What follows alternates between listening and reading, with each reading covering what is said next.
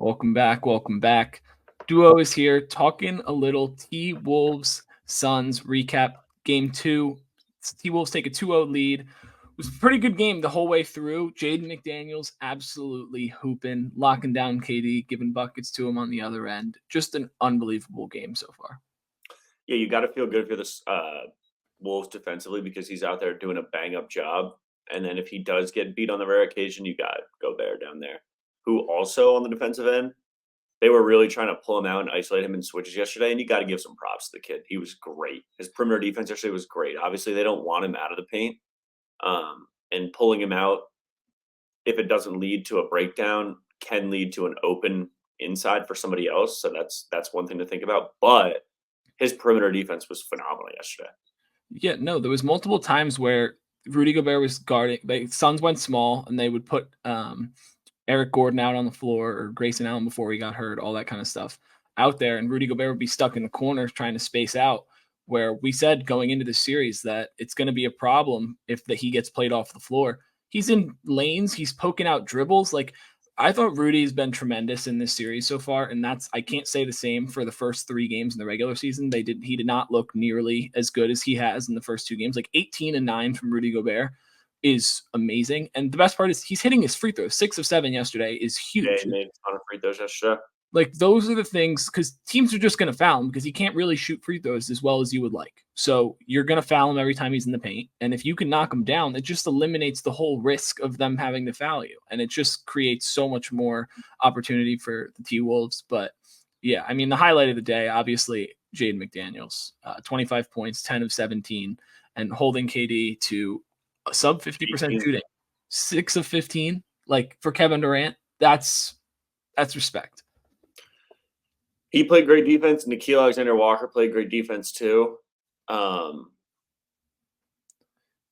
They're doing a good job of funneling stuff inside. Obviously, KD's going to get to his mid ranges and he's going to make those more than he misses them. But you can't win a game doing that by itself. And yeah, their defense is phenomenal. Cat got in foul trouble early. Coach gambled in the second quarter, keeping him out there with 2. We got the third one quick, and then I thought his fourth foul was a bad call. But regardless, like, even if he's not out there, the interior defense from Rudy last night was great. They just I honestly think they might sweep them.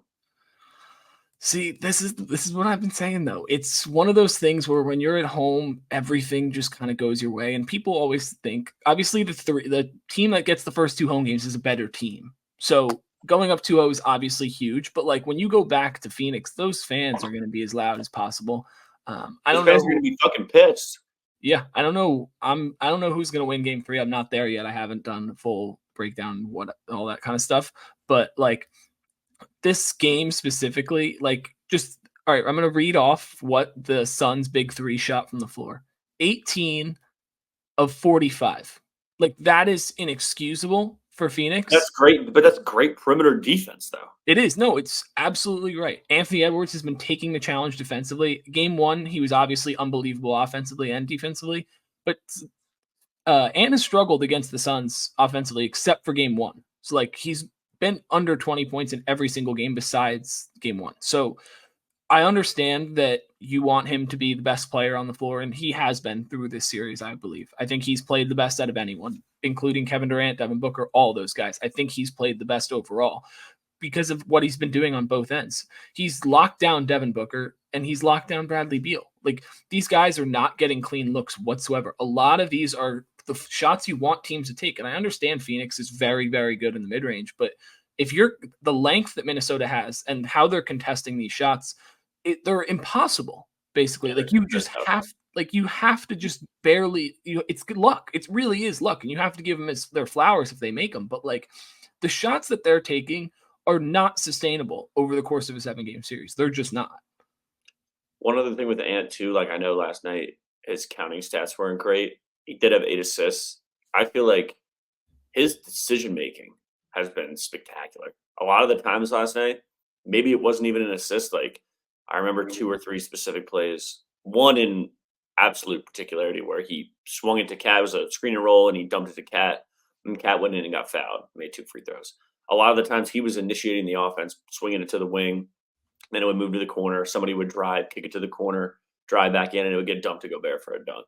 Like a lot of the times that he wasn't getting like points or assists, he was still initiating the offense and he was creating good looks. And his decision making has been great. He's not forcing anything. If it's not going in, it's not going in. And a young guy normally just chucks up, but he's been being level headed and cool and making the right play for sure. Or at least it seemed like it last night. Yeah, no, I mean, when there's one main ball handler that has a real scoring threat on a team, like we see this with the Knicks, we see it with the Cavs a season ago. They just consistently blitz. They blitz the ball handler and they force the dump down and make the big make the play. The issue with that is that the bigs have been making the plays and the T-Wolves have been running some guard pick and roll. So you're giving the ball to Jaden McDaniels with a head of steam or a Karl Anthony Towns, who's not a bad passer for his for a big. So he can just drive, take a dribble, kick it out to Jaden McDaniels for a corner three. And like that's a great look because if you're doubling the ball, everything's behind. And if you're going to the opposite side of the court, it's easy looks. So I mean, I understand the T-Wolves haven't scored like 120 and 105. They've held Phoenix under 100 in both games, under 95. This offense is supposed to be what we thought was going to be the best in the league. It's not looking like that whatsoever. It's the three-piece combo on the perimeter, and then Rudy being able to handle his switches, and then everything funneling inside to him. And Cat, as much as he hasn't been playing as much, like last night, obviously in foul trouble or whatever it may be, Foul trouble, injury, all that stuff. Yeah, he's still been great interior defensively wise too. He's been good. He's rebounding at eight last night. Like the T-Wolves are just finishing possessions. And we said in the breakdown that the biggest thing was who's going to be able to finish possessions, who's going to be able to get extra shots. And the T-Wolves have been doing that through 2 games. The crowd is as into it as I've ever seen. And this team just feels a little bit different.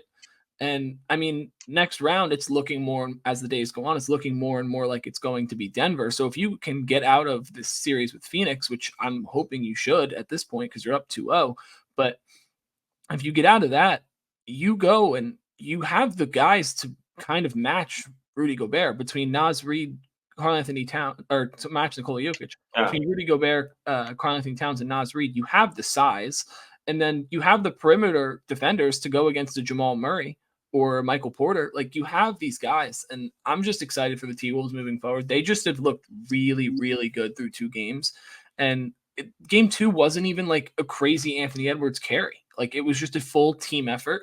Like everyone shot around 10 shots on the T-Wolves, which is just perfect for playoff basketball. If you can't just single out one guy and you can let the other guys beat you, it's going to be a rough series for the opponent. To play it forward before we move on to Mavs Clips, they do match up well with Denver. They do have good perimeter defense that can handle their guard play. And down there, I know Jokic is going to do his thing and get his buckets, but he's going to be in trouble too with Gobert down there. It's like they were built. That will be a great series. That's going to be awesome. Yeah, no, I'm excited for that one. But Wolves in 5. 5. My prediction before the series was 7. I thought the Wolves were going to go up 2-0, and then they would go back to 2-2, and they would just win every home game. But it just doesn't look like they like last night was the game to win. And Book was being, to touch on him real quick before we move on, like Book was being more aggressive in the second quarter and in the first half in general. You could tell he was trying to get to his spots, but like I don't know if it was the fall he took or what, but he was like wincing in the third quarter. Like they had a weird camera shot on him. I think it might have been right before a timeout. And he was like wincing. So I don't know what his deal is. But he's got to step up. It's KD's going to do KD things. KD's going to take, I don't know, 14 shots and he's going to score 25. And that's going to happen every night, no matter what. So it's really on Book to he has to have some explosive games here coming up. And Ant's been doing a good job guarding, whether it be Beal or him. So they're going to have to they're going to have to make tough shots, basically is what I'm trying to say.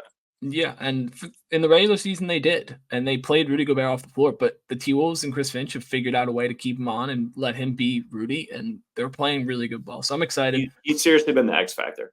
Yeah, but like, comment, subscribe, and we'll see you guys in the next one. All other recaps will be out or have been out, so check those out.